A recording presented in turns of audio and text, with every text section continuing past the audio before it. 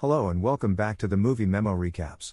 Today we are going to recap a 2020 movie titled Jolt. Please be advised that there will be spoilers ahead. Lindy Lewis experienced a difficult upbringing as a result of her parents' neglect. Her traumas have only worsened with time, and she now suffers from intermittent explosive disorder, which requires only a minor trigger to unleash her rage on someone. After several failed therapies, she was sent to the military to learn how to channel her wrath, but the outcomes were the same as before. Eventually, her psychiatrist, Dr. Munchkin, devises a therapy and gives her an electric shock vest, which she uses to keep herself from fighting with others. In an effort to be normal, she goes on a date with a man named Justin. Despite her best efforts to leave at the last minute, she decides to stay because he appears to be a pleasant guy to spend time with. A server comes over to take their orders as they talk, but when she keeps refusing the foods Justin wants, Lindy becomes enraged and almost stabs her with a knife. A few minutes later, while visiting the restroom, she overhears the waitress make fun of Justin. Lindy attempts to utilize her device, but it has proven ineffective. So Lindy loses control and beats her up, but then exits the restaurant without telling him. The next morning, she brings the device to Dr. Munchkin and asks him to repair it. While he's fixing it, he asks about her date last night, which was a social experiment that she believes failed miserably because she once again injured someone. Although he returns the device, he informs Lindy that the only permanent answer to her problem is to form a deeper connection with someone and encourages her to pursue a relationship, but she leaves without saying anything. Despite having no plans to contact Justin again, she unexpectedly calls him. Their next encounter goes well, and she even confesses her passion for photography. They go over to Lindy's apartment, where he tries to kiss her, but she becomes agitated, fearing she would harm him as well. Later, Justin discovers her vest but is unconcerned about it, and they spend the night together. When she wakes up the next morning, she receives a gift from Justin and is overjoyed to discover it is a camera. After she thanks him for the present, he inquires about her medical equipment, and she unwillingly discloses her disorder.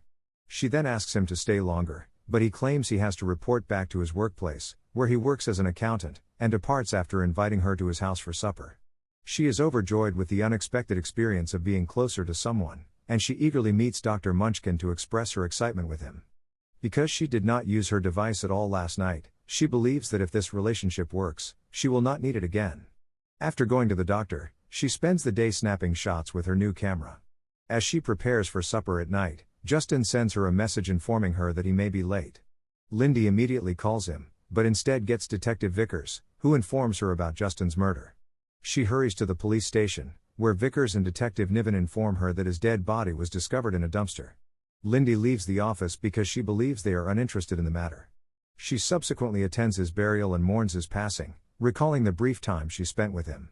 After being unable to manage her emotions, she returns to Dr. Munchkin, who administers sedatives to calm her. After waking up, she tells him about Justin and suspects that his lone customer, Barry, is involved in his murder. He tries to distract her attention and asks her to let the cops do their job, but she has decided to take matters into her own hands. Despite Dr. Munchkin's warning that she might kill someone, Lindy decides to proceed with her plan and leaves the clinic after threatening him. She contacts Detective Vickers and asks him to come over to her house. When he leaves the office, she sneaks inside the building and snatches Justin's belongings from the evidence room. She obtains his address from his wallet and goes to his residence in search of any clues. Vickers calls her and scolds her for breaking into his office. He also informs her that his partner wants to arrest her. He wants to give her another chance, therefore Nivens is coming over. Lindy hurriedly leaves the flat after listening to him, but she is met at the door by Nivens, who refers to her as a murder suspect and plans to take her to the police station. While Vickers is still on the phone, Lindy informs Nivens of the situation and hands it over to her, but then flees after attacking her. She grabs Justin's McLaren from the parking lot before fleeing the building. Nivens and Vickers begin chasing after her, but find themselves in an accident, while Lindy successfully flees the scene. The next morning, she goes to a cell phone store and begs the manager to link her with a hacker. He takes her to Andy, and Lindy begs that she break into Justin's phone. While running a check, Andy inquires whether her boyfriend was a drug dealer, as he has cleared everything from the phone, but Lindy informs her that he is only an accountant. The phone only has information about an arms dealer named Barry Kersparky, who Lindy believes was Justin's only client because he provided her his name but not his profession. Lindy decides to go after Barry, praises Andy for her excellent work, and departs after giving her a set of car keys as payment. She arrives at Barry's address and discovers that he organizes paid fights. She questions him directly about Justin's murder, but he refuses to tell her anything. Seeing Lindy's tenacity, He challenges her to battle his best 3 men in exchange for the knowledge, to which she agrees. After she defeats everyone, Barry declares the outcome of the fight and takes her with him. In the car, his men attempt to kill her, revealing that he had just tricked her earlier, but Lindy fights back and tortures Barry for information. He tells her that his employer, Gareth Faisal, murdered Justin, but he also warns that she will be unable to locate him because he is a powerful guy and even the government is afraid to pursue him. Meanwhile, Detective Niven meets Vickers at the hospital and informs him of Lindy's history of violence and assault as a result of her anger issues. Lindy appears after she exits the room and expresses gratitude for his previous warning.